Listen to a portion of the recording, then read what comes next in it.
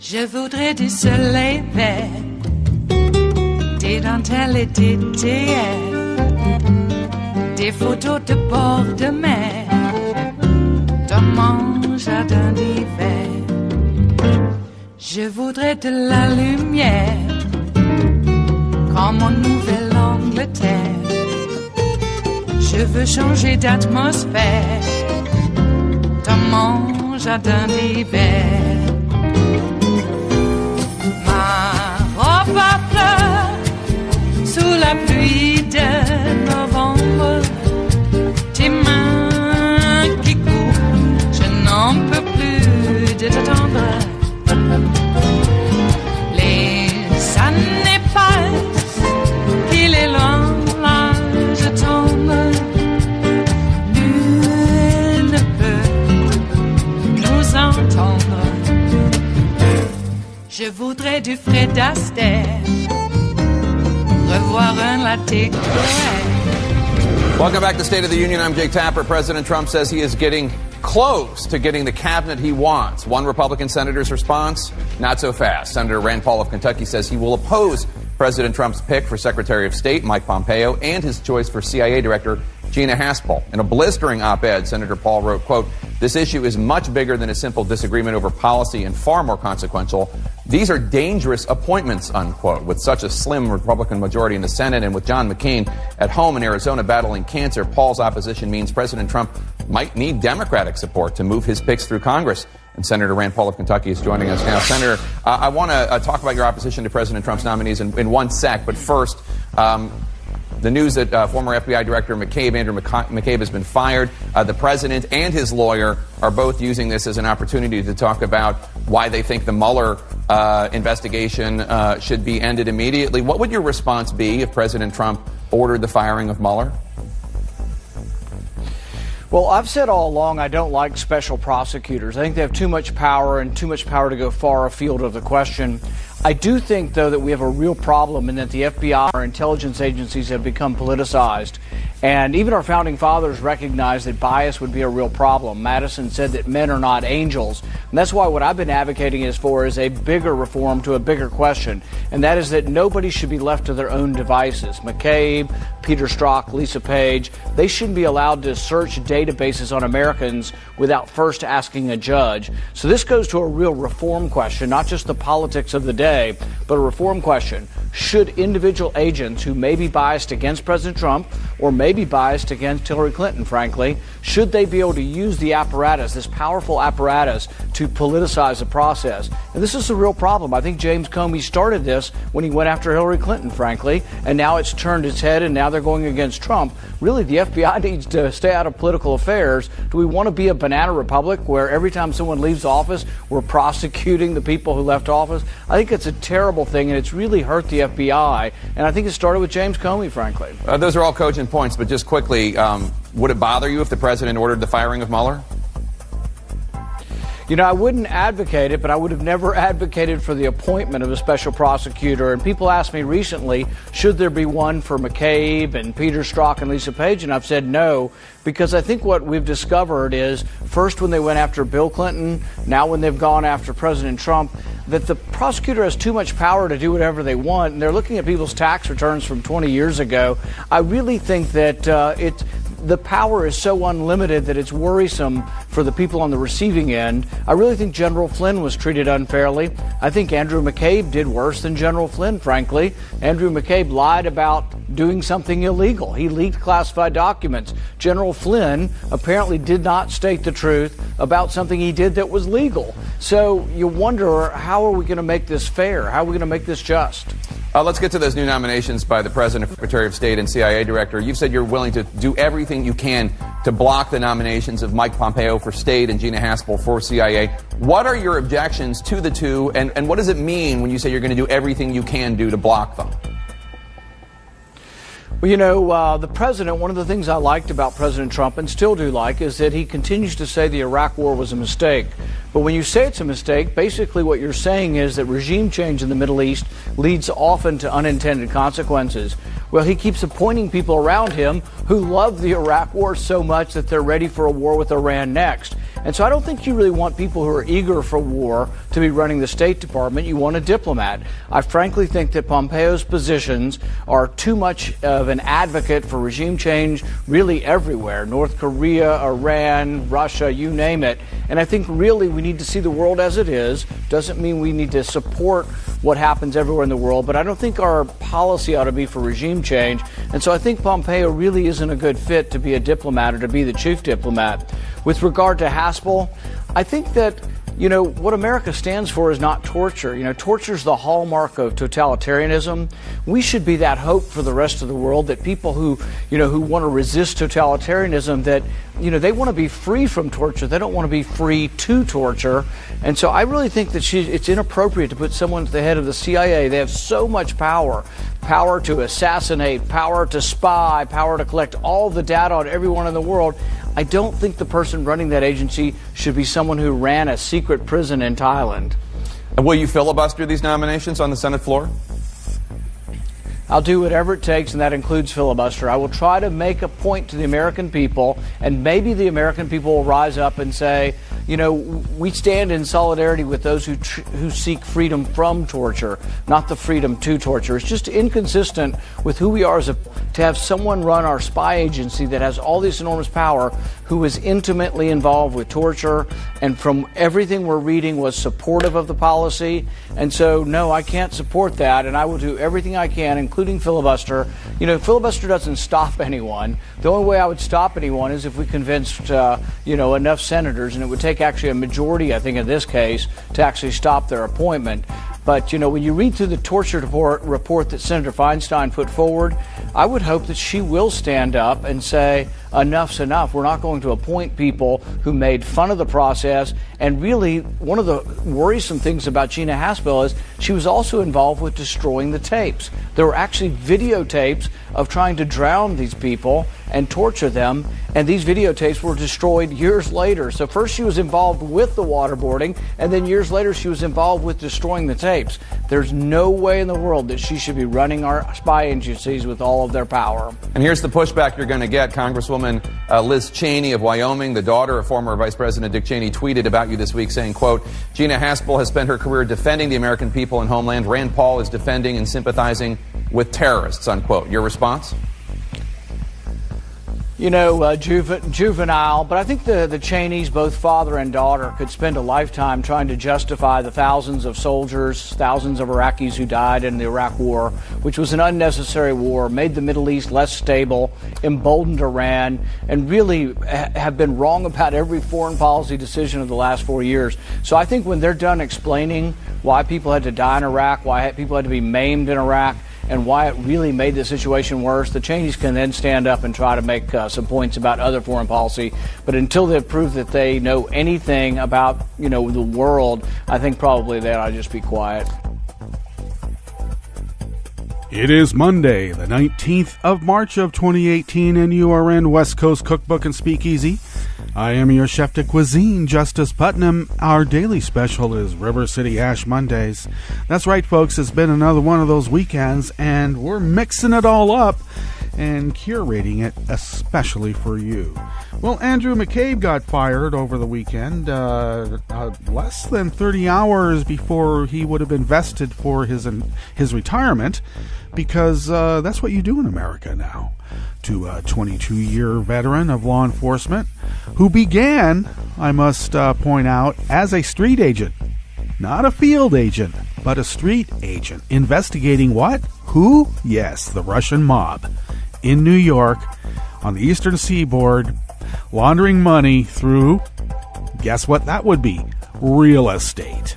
That's right. Real estate.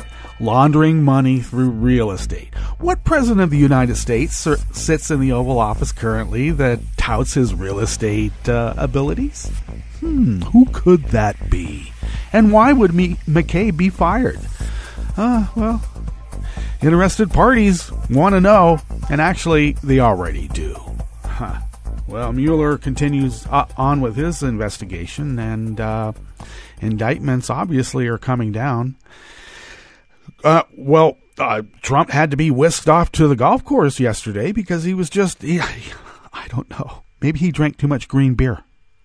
I warned everybody, do not drink the green beer. I know. Trump says he's a teetotaler. He doesn't drink. But we've seen the photos with him hoisting some alcohol, with Abe of Japan, a couple of people over in China. Come on. And look at the puffy eyes. That guy's like drinking something. I don't think it's just Propecia that makes him look like that. Though you never know. You never know. Well, what's on the menu today other than the fact that how many times have we heard Rand Paul say he's going to do something like, filibuster, like, say, Mike Pompeo and Gina Haspel? How many times have we heard that before? Okay. Well, he said it yesterday, and we'll see what he says by Wednesday. That's how Rand Paul is. But good, because Mike Pompeo and Gina Haspel, Gina Haspel cannot go to Europe because there's a warrant for her as a war criminal.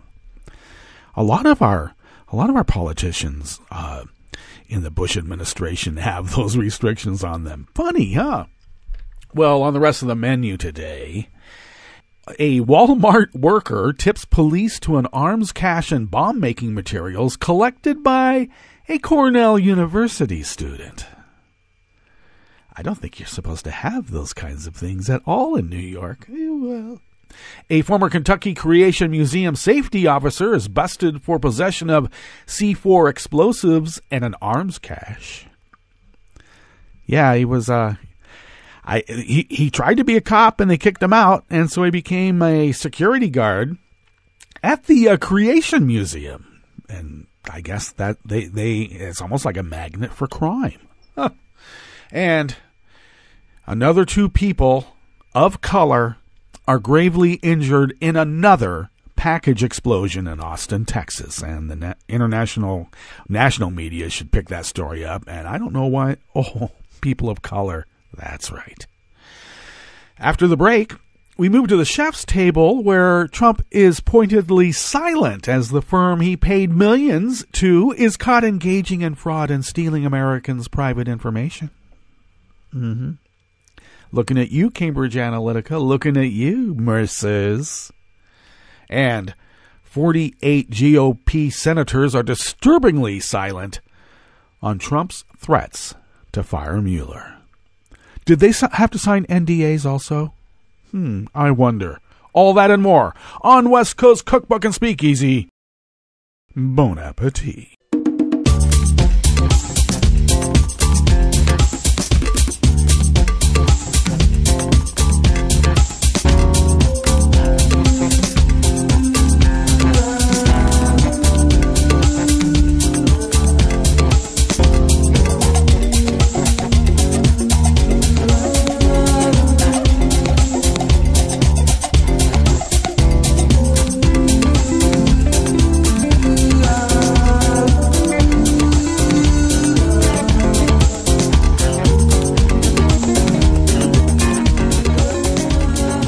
Go to the bottom of our homepage at netrootsradio.com. On the rightish of the page, you'll notice the chat room link.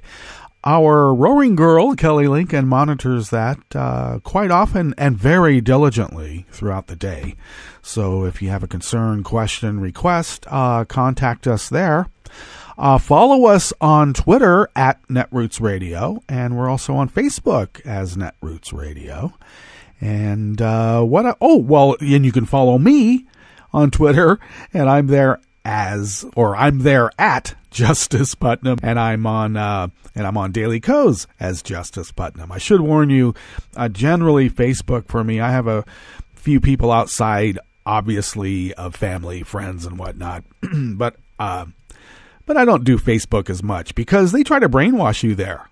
They look for your psychological picadillos and try to tweak it.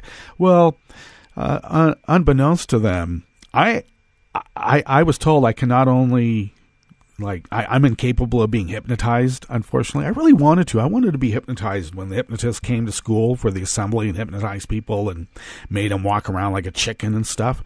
I really wanted to do that.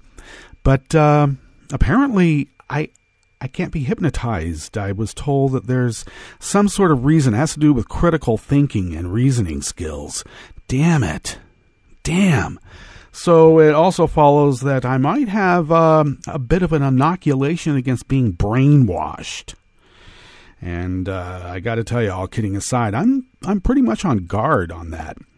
The best way to figure out what the truth might be, not is, but might be, is to come at it from at least three different sides. It's called triangulation. And you want to have maybe opposing sides. Obviously, not three viewpoints, but three maybe opposing sides. And you might then be able to divine the truth or something close to it. And I think too often we just take things at face value. And when you're looking at a computer screen, it's like TV. It's got to be true because it was on TV. That's why reality TV is so, I guess, compelling to lots of people. But I always wanted a bit more, how shall I put it, depth in my experience. And the two-dimensional screens haven't really done it for me. I like the 3D real-life experience. Before I forget, podcasts can be had of West Coast Cookbook and Speakeasy, can be had by way of Stitcher and first off on Spreaker, then Stitcher, TuneIn. I have now submitted for review West Coast Cookbook and Speakeasy to iTunes, and we'll see how long they take. And, they may deny me. I don't know why, but they could, because you never know. And so you can find West Coast Cookbook and Speakeasy that way on all sorts of different podcast platforms. Okay, so this first article is out of Reuters. And, they're not telling me who wrote this article, so it must just be a worker bee at Reuters. Well, authorities alerted by a Walmart worker arrested a former Cornell University student accused of stockpiling a semi-automatic rifle, more than 300 rounds of ammunition, bomb-making materials, and other deadly devices at his apartment near the upstate New York elite school. Maximilian Reynolds, age 20, of New Jersey, a one-time student at the Ivy League school in Ithaca, New York, now enrolled at a local community college, how far and fast we fall, was federally charged with possession of an unregistered destructive device and a silencer. Well, he just had the silencer because he didn't want to scare all the little kids that would be standing around at any of the schools he was going to shoot up. I mean, that's why, because you need to get the kids into the game, okay? And silencers, get them into the game a lot faster. Otherwise, they'd just be terrorized and traumatized for the rest of their lives. Okay. And he had as well making false statements to acquire a firearm. Okay. A Walmart employee contacted authorities after Reynolds used a gift card at the Ithaca store to buy ammunition, camping gear, drill bits, hacksaw blades, knives, and other suspicious items, according to a criminal complaint filed on Friday. Initially let into the apartment by Reynolds' girlfriend, authorities found a cache of high-capacity ammunition magazines, a semi-automatic MSR-15 patrol rifle, a homemade silencer, bullet-resistant vest, gas mask, fireworks rigged with shrapnel, and other explosive materials, according to the complaint. Maybe he was just a science nerd, and he was just, building these things for a project. Yeah, I know. It was a project. The home itself was filled with piles of clothing, food, and laboratory glassware. And what appeared to be mathematical writings were written on the west-facing windows of the apartment in red ink, an affidavit filed with the complaint said. Not only bomb-making materials, but mathematical equations, and that can get you kicked off a plane, and has happened before. Mathematical equations can be pretty damn scary. especially when they're written in red ink on a west-facing window. Why didn't they mention that there were no nightshade plants being grown there either? How come that is so? Well, the discovery came just over a month after a gunman killed 17 people at a high school in Parkland, Florida. Reynolds was previously known to authorities who detained him in June of 2016 under a section of the New York mental hygiene law that lets police take a person who appears mentally ill to a hospital. Okay. So he was not allowed to get a gun. And how did he do it? Well, authorities searched his apartment on Thursday. Reynolds voluntarily agreed to be taken to Cayuga Medical Center for a psychiatric evaluation. Reynolds told investigators, when someone asks you to buy a gun, think twice about what you're doing. Maybe 3 times.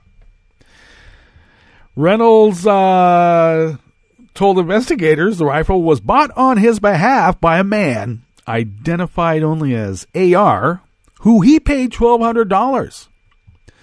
And Reynolds said he was prohibited from buying it himself. Well, of course he would be. Aside from the stash in his apartment, Reynolds also used 2 rented self-storage units to accumulate precursor chemicals frequently used in the manufacture of homemade explosives, as well as smokeless powder, a consumer firework mortar round, and a pyrotechnic fuse. After Reynolds was taken into custody, Cornell Police Chief Kathy Zoner said there was no threat to the campus or the surrounding neighborhood known as College Town.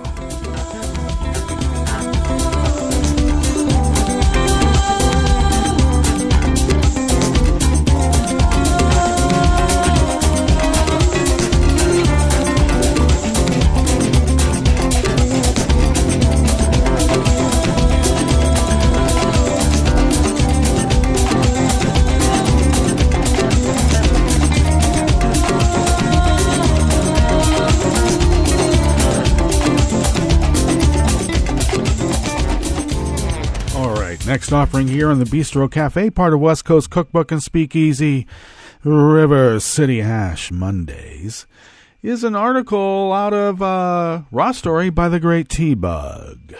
A Florida man who recently left his job as a public safety officer. Oh, you mean security guard?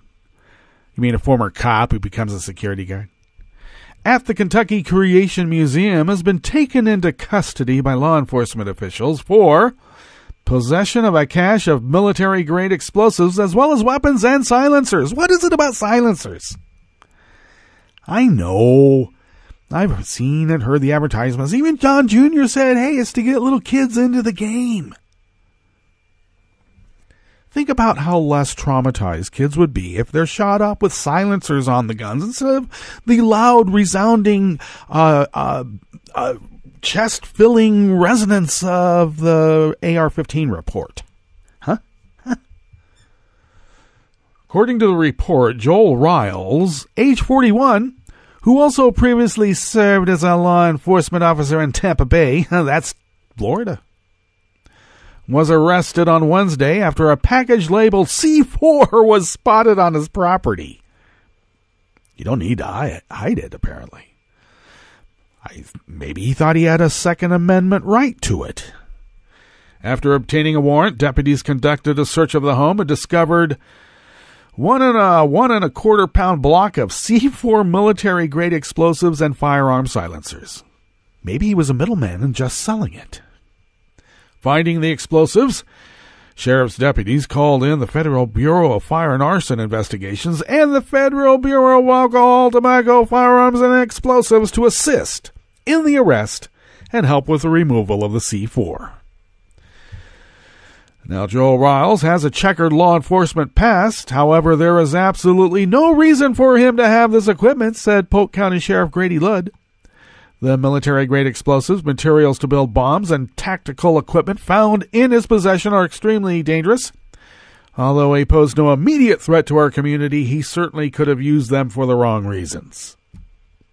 You mean like an Oath Keeper 3%er paramilitary group of law enforcement officers who think they're a star chamber and they know better than the rest of us?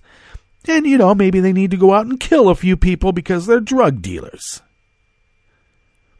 Oh, they were really political activists? Well, they might have had drugs in their possession somewhere. And if they didn't, we can make sure they have them. As if it matters. Okay. The Florida man was charged with 14 counts of possession of explosives, requiring a license after being taken into custody by federal officers in Mississippi, where Riles was conducting canine training for local law enforcement officials. He was just a good old boy. Now, according to ABC Action News, Riles was previously employed by the Creation Museum, but stopped working there in January of 2017. Okay, he's been training cops how to attack people with dogs. So it follows that he has to have the silencers there because the cops are going to need those silencers to not only keep their canines from being unduly frightened by the loud gunfire, but also by the even louder explosions of C4.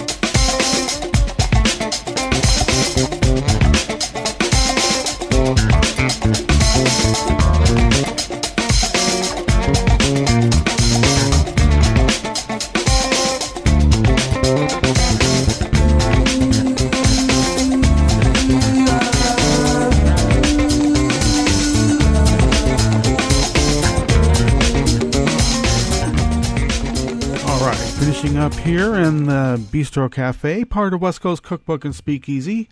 I got this out of San Francisco Chronicle, the SF Gate, and they got it actually by way of Associated Press with correspondents Paul J. Weber and Will Wiesert penning this piece. Now, there's a fourth bombing now in Austin. If you're unaware, there's been package bombs exploding and killing members of prominent black families in the Austin area, Austin, Texas area.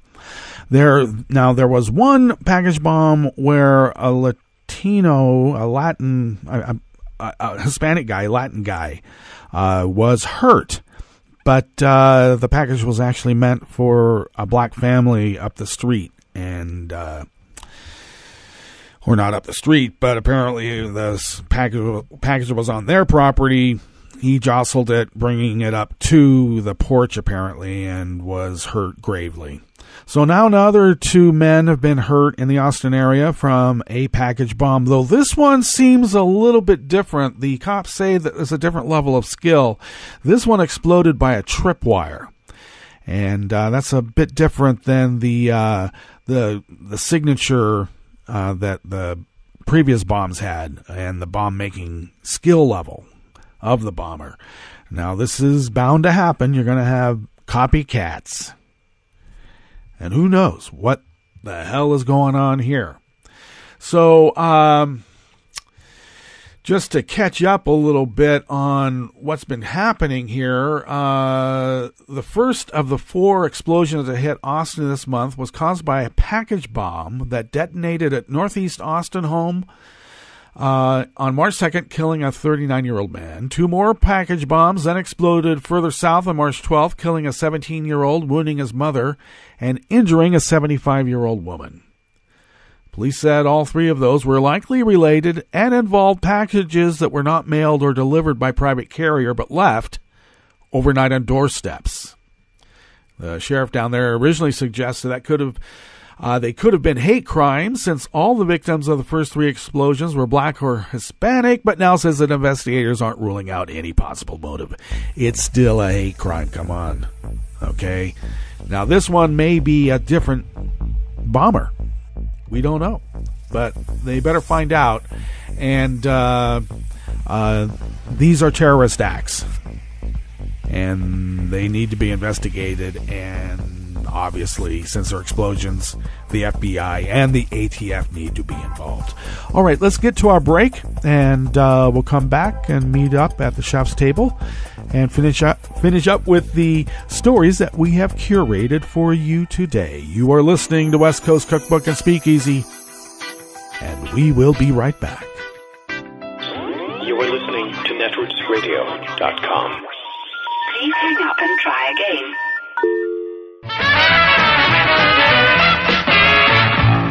From a point at sea to the circles of your mind, a new force is at work for planetary transformation.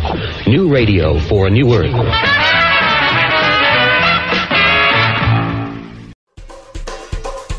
This is Scientific American's 60-Second Science. I'm Christopher Intagliata.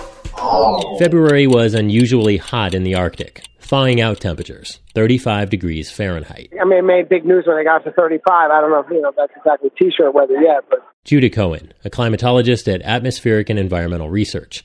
It's a company that does consulting on weather and climate. The Arctic, relatively, is a much warmer place than it used to be. Over the last few decades, the Arctic has heated up 2 to 3 times faster than the rest of the planet.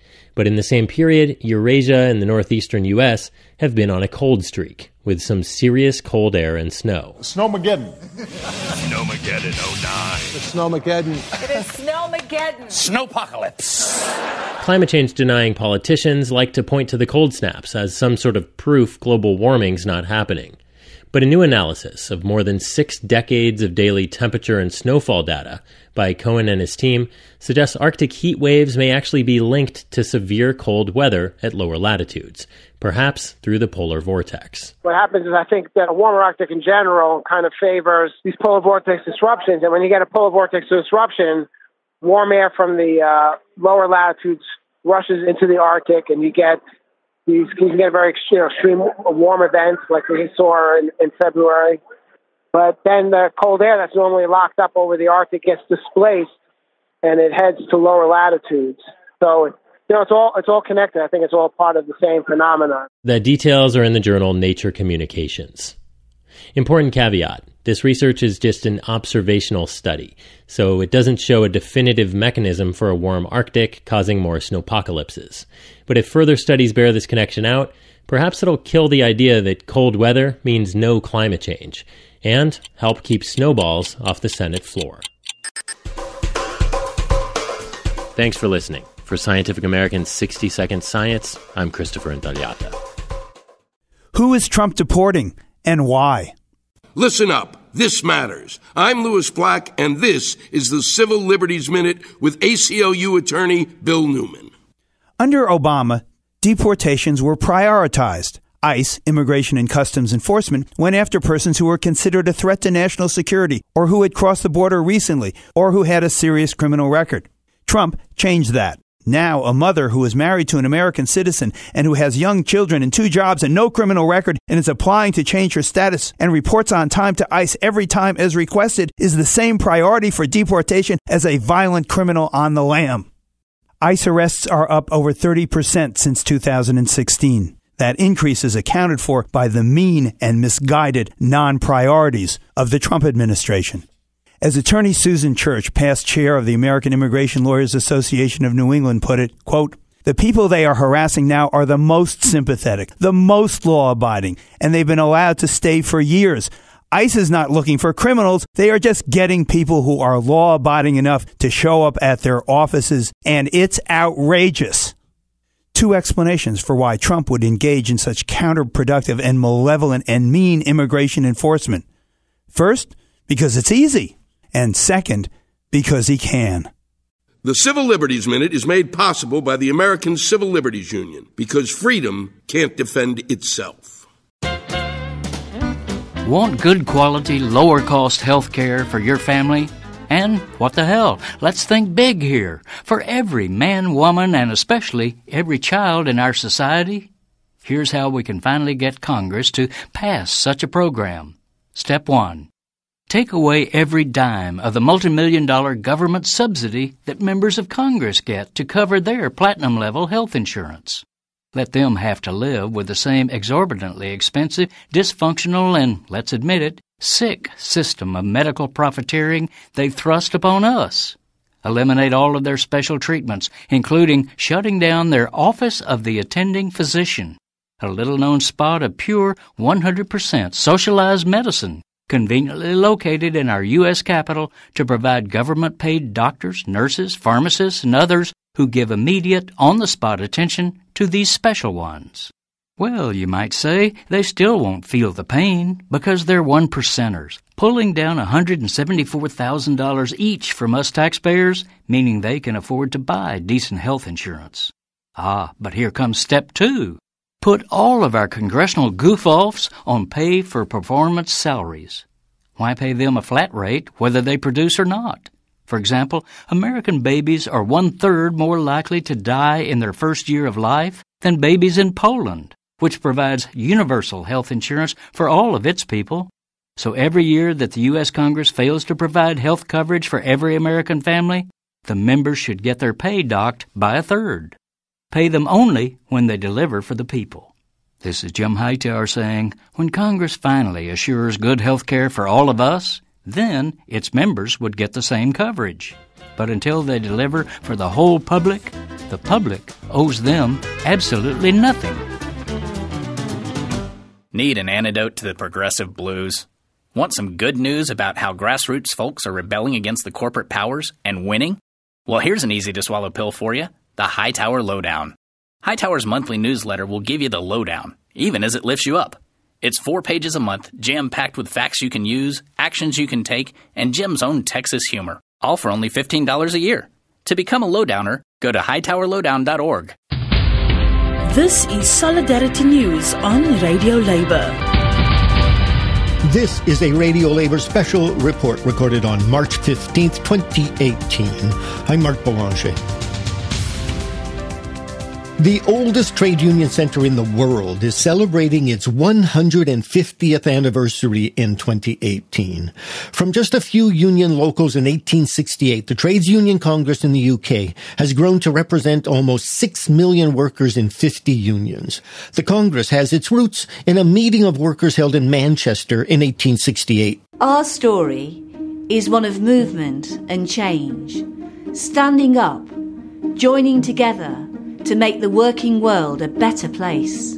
Years ago, we gathered in Manchester. It is highly desirable that the trades of the United Kingdom should hold an annual congress for the purpose of bringing the trades into closer alliance and to take action in all parliamentary matters pertaining to the general interests of the working classes. That's where it all started, through the good times and through the wars and crashes too. The Parliament of the Labour movement, standing up to bosses and winning changes to the law of the land. Steadfast in our aims, united in our purpose.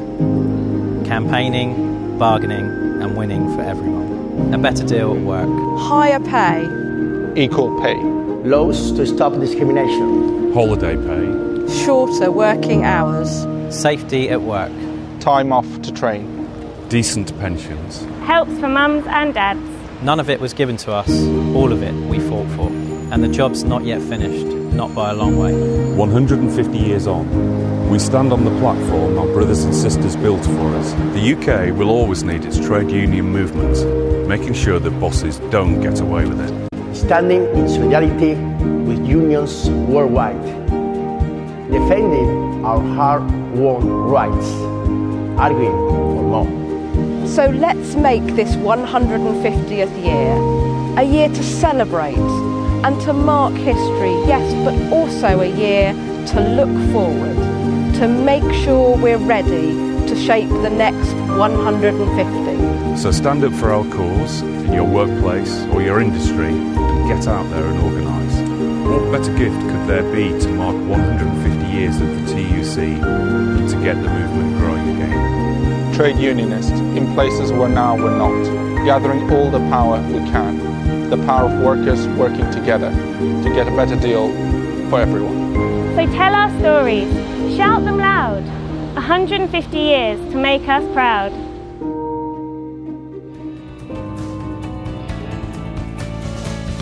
The TUC campaigns on a wide range of issues, including fair pay, maternity leave, equal pay for work of equal value, job security, anti-racism, and more.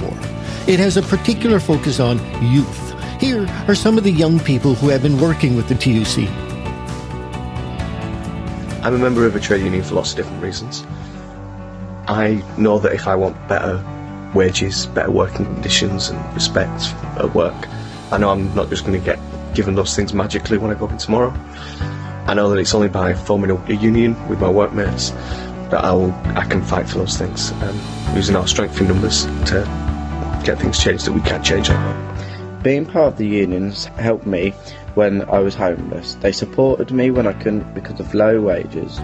Seeing all the problems that I've had in work makes me want to help others to fight for what we deserve. From working in an industry that isn't traditionally unionised, I've seen how people can be exploited when the employer isn't held to account. Service, retail and casual jobs are increasing, and without being actively involved in our unions, our rights are at risk. I've seen through collective strength how we can fight for these rights and ensure that they are protected. The TUC will be celebrating its 150 years of service to working people throughout 2018. The commemoration will be the highlight of the TUC's annual Congress in September. The Congress will elect a new president and, most likely, re-elect its General Secretary, Frances O'Grady, the first woman to hold the post. And that's it. International labor news you can use. Thank you for listening. And remember, it's all about global solidarity. From United Nations headquarters in New York, I'm Luke Vargas with your World in 2 Minutes. North Korea's foreign minister paid a surprise visit to Sweden on Friday for talks with the kingdom's prime minister. Though politicians from both countries have been coy about the reason for the meeting, it's no secret that the prospect of direct talks between the U.S. and North Korea was atop the agenda. Swedish Prime Minister Stefan Löfven has said he hopes his country's long-standing presence in North Korea and the trust it enjoys there could help make diplomatic dialogue a reality. Those comments were echoed by Sweden's UN ambassador Olaf Skog this morning. How does this play into the possibility of a high-level meeting between the United States and North Korea? Well, hopefully all of these contacts help to create a good environment for such a meeting. But where and how that happens in the next phase, that's really up to the two sides. In the past, Swedish diplomats stationed in North Korea have helped negotiate the release of U.S. prisoners, since there is no formal U.S. diplomatic presence in Pyongyang. And European Union leaders are voicing their anger about Russia's alleged responsibility for a chemical nerve agent attack in the UK earlier this month, but not so angry they're willing to boycott this summer's World Cup. In comments Friday, German Chancellor Angela Merkel told reporters that the EU wasn't focused on announcing any boycotts and would instead ask Russia for more answers about the chemical attack. Earlier this week, British Prime Minister Theresa May said members of her government and the British royal family were calling off their planned World Cup delegation. Though Merkel has been unafraid to take tough actions against Russia in recent years, appetite among certain EU members for further sanctions on Russia has waned. Germany is also the world's top-ranked soccer team, so perhaps Merkel and her colleagues want to take in a match. England's squad is currently ranked 16th. Luke Vargas, the United Nations.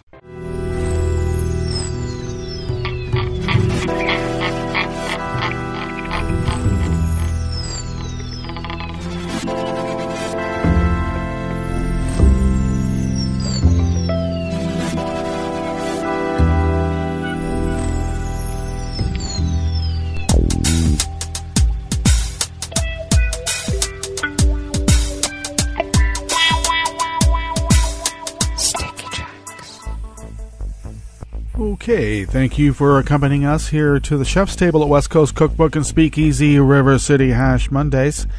And we always like to begin with weather from around the world, and we begin along the banks of the Rogue River in the Rogue River Valley of Southern Oregon on the west coast of the continental United States of America, where it is currently 28 degrees Fahrenheit. We expect to go up to 61. That's quite a swing, isn't it? Yes, indeed. Not much chance of rain today. Winds are out of the south right now, light and variable, around 2 miles per hour. And they will remain light and variable, less than 3 miles per hour for the next couple of days.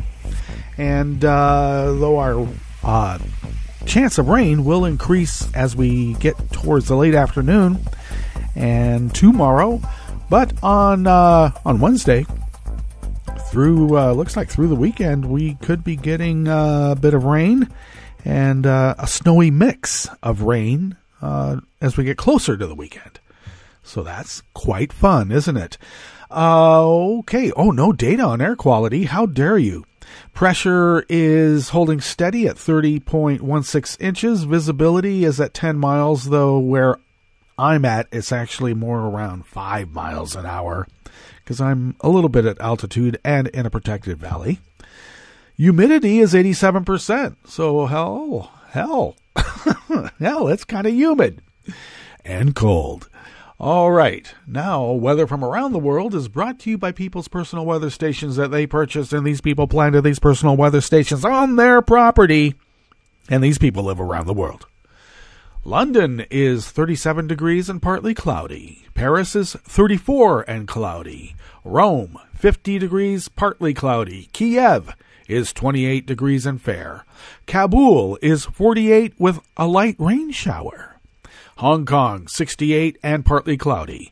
Tokyo, 53 degrees with a rain shower. Sydney, Australia, 73 degrees and partly cloudy. San Francisco, California, 44 degrees and sunny. And New York is 37 degrees Fahrenheit and sunny as all hell. And that is weather from around the world, brought to you by people's personal weather stations that they purchased, and these people planted these personal weather stations somewhere on their property. And these people live around the world.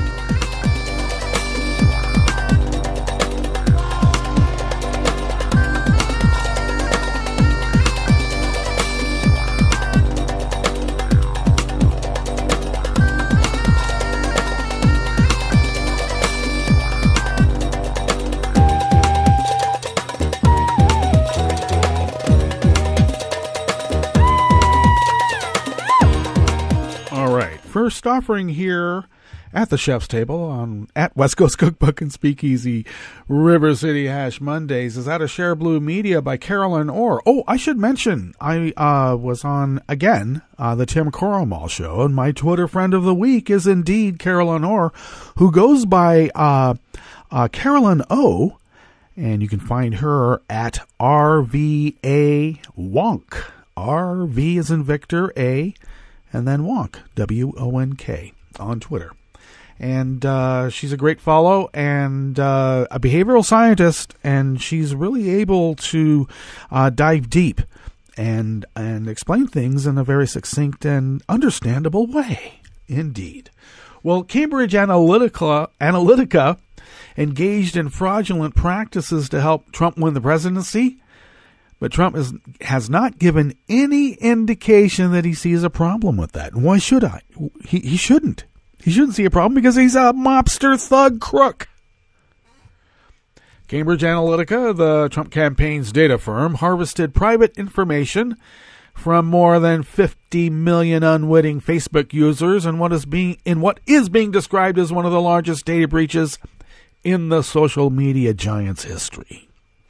Well, of course, this is the big news of Cambridge Analytica, or it should be. And there are a lot of people reporting on it. But the issue here is not Trump's strange silence. We're at the point now where it's almost expected, because we know what the hell is going on. The data, taken without authorization, was used to build a digital operation that guided Trump's campaign for the presidency, according to a pair of bombshell reports published Saturday by the New York Times and the Observer of London. Yeah, and Facebook tried to suppress these reports, these investigative journalist reports. Facebook tried to suppress them. Hey, I'm wondering, Is maybe Mark going to show up finally for a hearing, or is he going to send some of his lawyers again? Because if he tries to send lawyers, I think maybe we should get some federal marshals and escort him to the halls of Congress to sit at a table and be, asked a few questions. The revelation that a firm working for a U.S. presidential candidate stole personal data from millions of Americans has sparked outcry across the country. Within hours of being published, the explosive reports have already prompted at least one state attorney general to launch an investigation into the allegedly fraudulent practices. They have to say allegedly. I don't have to, but Carol Lenore put it in there, so I should give her respect. Trump, whose campaign paid Cambridge Analytica nearly $6 million for its work, has not said a word about the massive scandal engulfing the data company that the campaign once touted as integral to Trump's victory. Indeed it was. His silence on the matter raises a host of startling questions, particularly given that he has already started making moves to organize his re-election campaign, and until he says otherwise, it is reasonable to wonder if he plans to rely on the firm again. Well, he's got the same Pascali. I mean, he's got the same digital guru that used Facebook, Cambridge Analytica, and Twitter and other analytic and stealing data, or at least using stolen data. Now, let's be clear. What the Mercers and Cambridge Analytica did is that they were able to target individual voters. Individual ones. The data firm, The data firm, which has already been shrouded in secrecy, later came under scrutiny amid a number of alarming revelations, including a report that Cambridge Analytica's CEO had reached out to WikiLeaks founder Julian Assange in an effort to obtain Hillary Clinton's deleted emails. Oh, I forgot. They're blaming Hillary for the firing of McCabe. Because when something goes wrong, blame Hillary. In another instance, Cambridge Analytica reportedly offered to help WikiLeaks organize emails that had been hacked from the DNC and Clinton campaign chairman John Podesta to make them more accessible to readers. Because when you're looking for a polenta recipe, I mean, come on. And the risotto, actually, the polenta recipe is one thing. He's got that in there, by the way. It's the risotto recipe that is not only classic, but I've tried it. It's quite good. Amid all these revelations, Trump has remained silent. While his campaign has quietly tried to distance itself from the data firm, no one has given any indication that they have a problem with the allegedly fraudulent and potentially illegal practices that were used to help Trump win the presidency. I would say that he doesn't have a problem with fraud or illegal practices. He's a mobster. It's in his wheelhouse. And if Trump does not see a problem with the company's practices, there's no reason to believe that he won't use them again in 2020. That is, if Special Counsel Robert Mueller's investigation doesn't put an end to them first.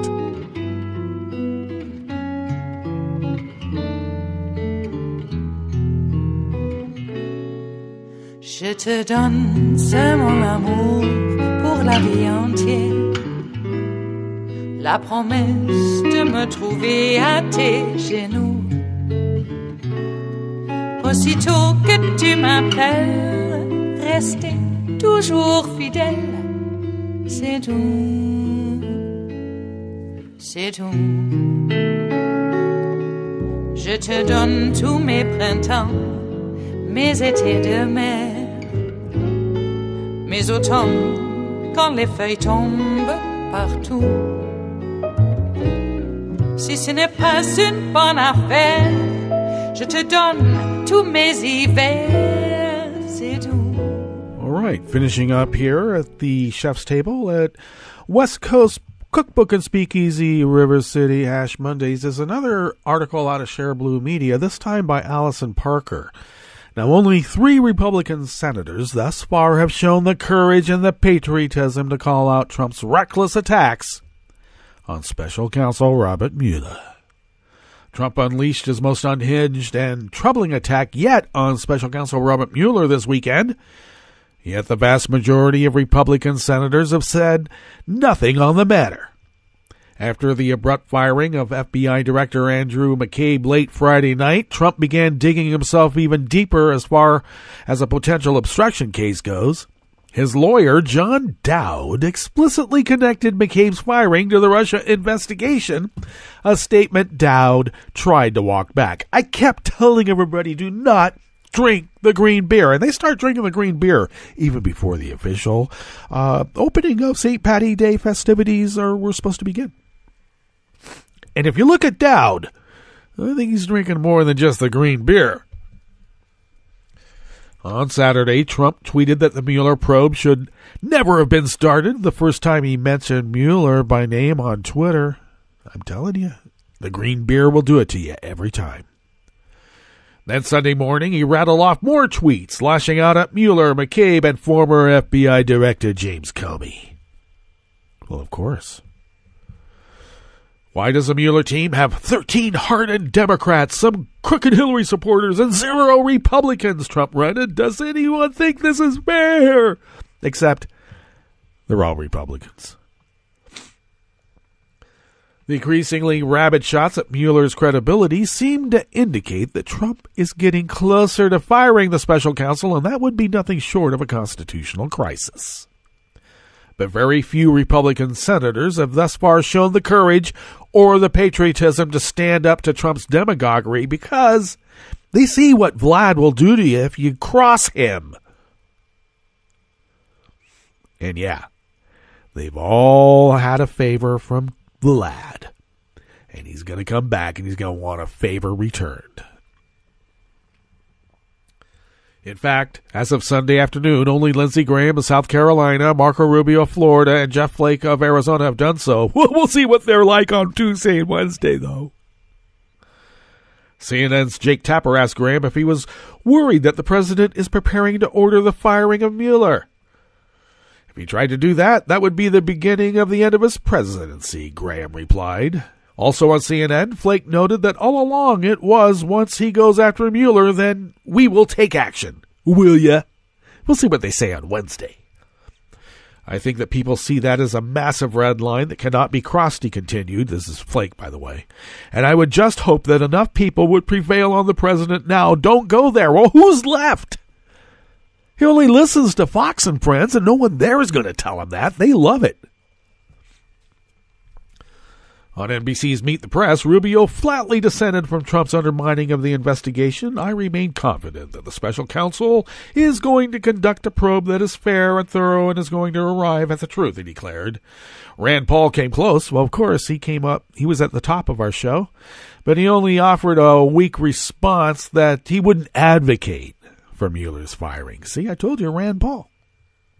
And thus, out of 51 Republican senators, only 3 seem to evince any real concern that their president is ready to throw the Constitution out the window in order to save his own skin. Well, they're practiced at it themselves. Their colleague in the House, Trey Gowdy, had this advice for Trump's lawyer. If you have an innocent client, act like it. At least Hillary acted innocent.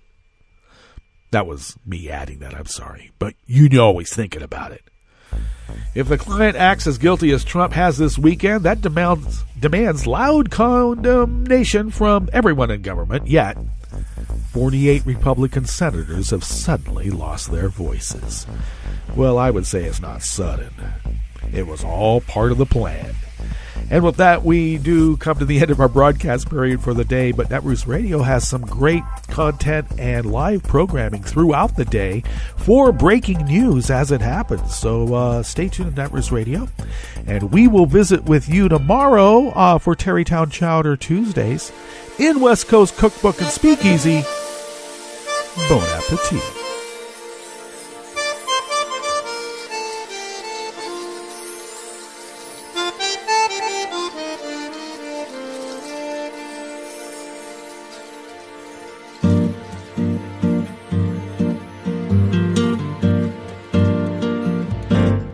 Je voudrais du soleil vert, des dentelles et des théières, des photos de bord de mer, dans mon jardin d'hiver.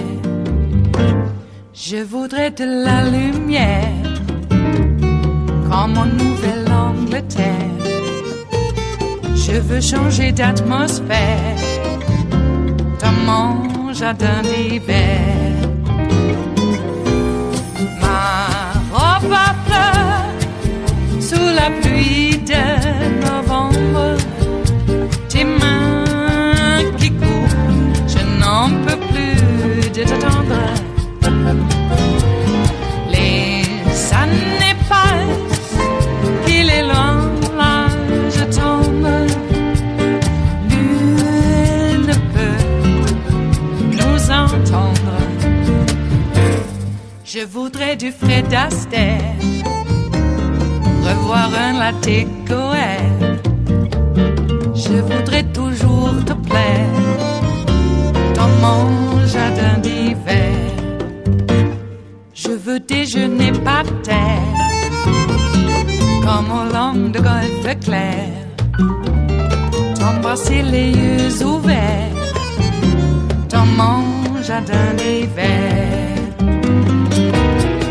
Ma robe à fleurs, sous la pluie de novembre, tes mains qui courent, je n'en peux plus de t'attendre.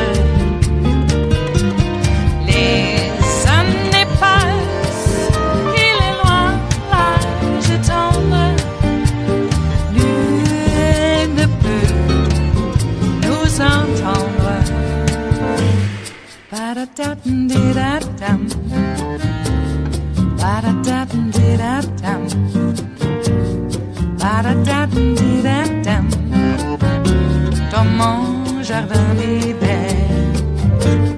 Ba-da-da-dum-di-da-dum, ba-da-da-dum-di-da-dum, ba-da-da-dum-di-da-dum, dans mon jardin d'hiver. Dans mon jardin d'hiver, dans mon jardin d'hiver.